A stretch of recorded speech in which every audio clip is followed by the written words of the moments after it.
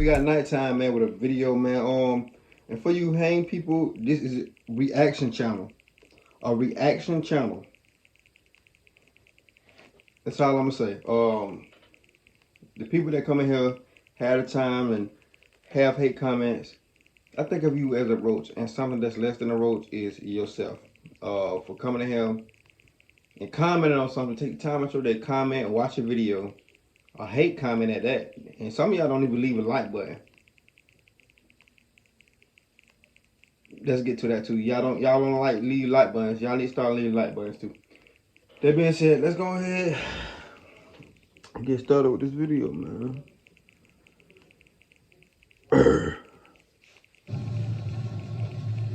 These are some short stories from my time as a police officer. All of these took place in 2009 and 2010 while I was a police officer at a college in the Houston area. The campus was under major renovation, but there was no work happening at night, and the only people there were my partner and I, and occasionally a security guard. My partner and I had posted up on opposite ends of the campus for the night. Due to the buildings being designed to stop radio waves, dispatch couldn't get a hold of us, so every 2 hours we met in a courtyard to check in. One night, I decided to screw with my partner by going to a window across the courtyard from her and shooting a laser pointer at her desk. To get to the window, I had to enter an office area, turn left, cross a small reception area, then turn left into a short hallway, then right towards the window. As soon as I turned into the short hallway, I saw a 3-foot-tall shadow run across the hallway leading to the window. It was moving towards me from one office to another. I drew my weapon and turned on its light, spun to face the opposite end, and found nothing. The room was completely empty. No desk, no chair, no little shadow person. Nothing.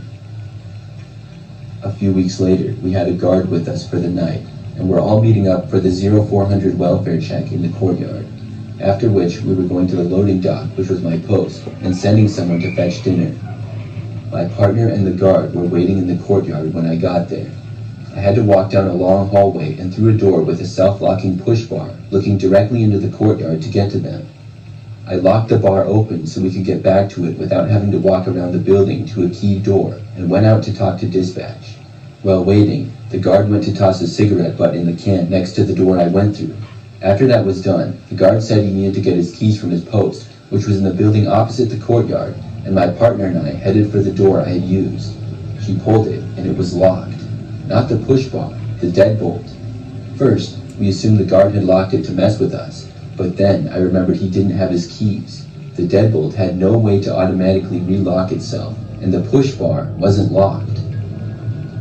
Part of our routine at shift change was to open specific doors when we did our first rounds and close them during last rounds. One of these doors was between a hallway on the outside edge of one building, leading into an elevated walkway to the next building. The closer on this door was broken, so it took considerable force to open or close the door. I had forced it open earlier that night and was on the way to close it before I sat down to do my paperwork. When I was about 40 feet from the door, walking towards it, it smoothly swung closed completely. I was already a bit on edge from minor incidents earlier that night, which were noises around the offices, shadows moving past windows on other floors, and so on. I won't even play like that. Y'all already got a serious job as it is. So I turned around and headed back to the office. The last major incident I remember was one that really sketched me out the most. I was walking down a long hall on the first floor, which was mainly storage and mechanical rooms. As I passed one mechanical room, the door swung open. I turned to face the door, drew my weapon, and backed up several feet. No one walked out of the door, so I called my partner and stared at that door until she got there. These doors don't have closers, and they're extremely solid and heavy to help keep the noise down. Once my partner got there, we cleared the room and found nothing. No other way in or out of that room either. The last story, this is a minor one, but I was working with a part-time officer on my partner's night off when I saw a white van pull into the parking garage and just vanished as it went through the first floor. It went behind the structure in the center of the garage and never came out the other side. We cleared the entire garage as no one was supposed to be there at the time, but no trace of it. There were many other incidents, but those are the ones that really stuck with me. That wasn't really nothing too scary. Find out who Yo Man is texting. Today I'm going to show you how to expose anyone with just their phone number.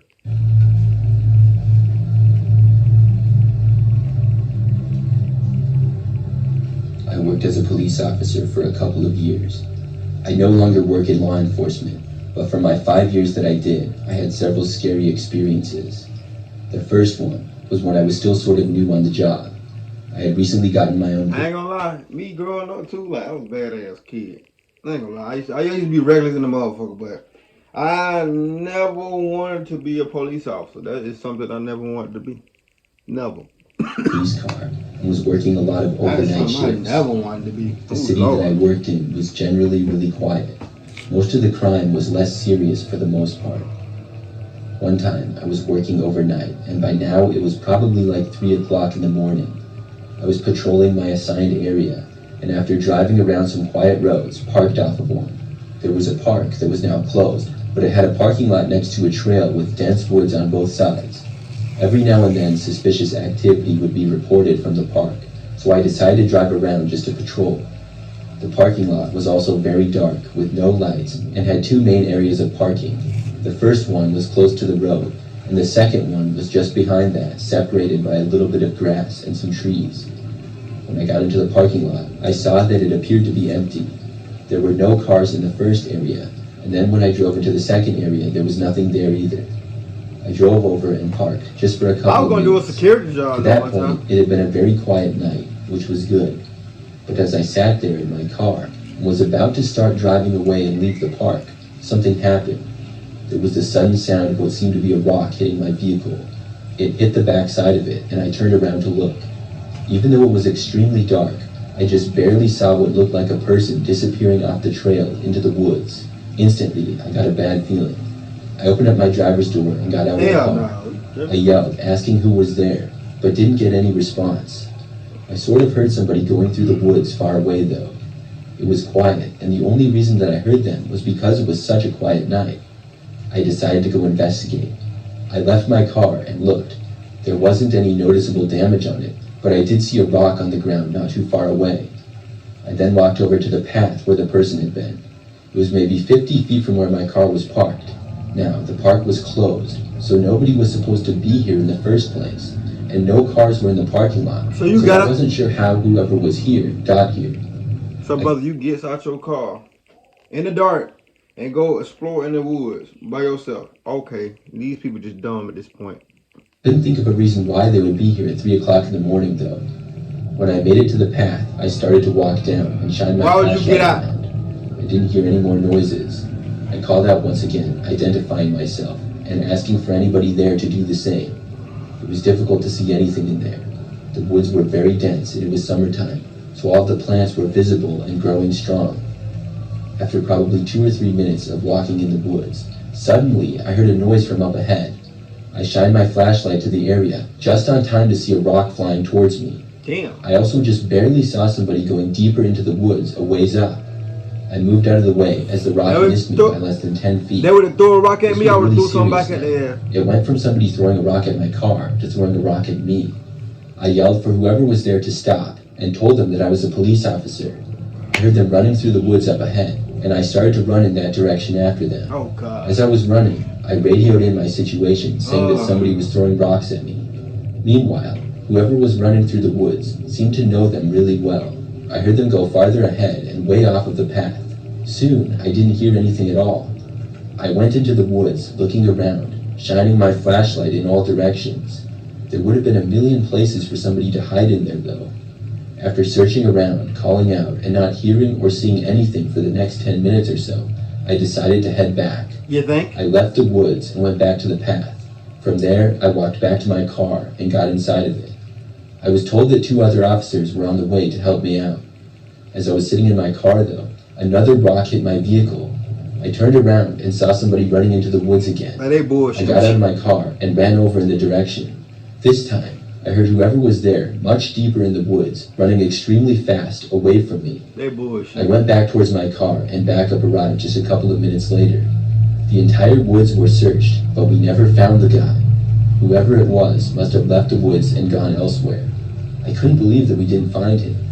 I have no idea why he would throw rocks at me. That was my first scary situation that I had on the job. Nah, you made it scary, motherfucker. You went out in the woods. You made it scary. He made it scary. You got out your car to go investigate somebody throwing rocks at you in the woods. This happened a couple of years ago. It was late at night, and I was driving home from work.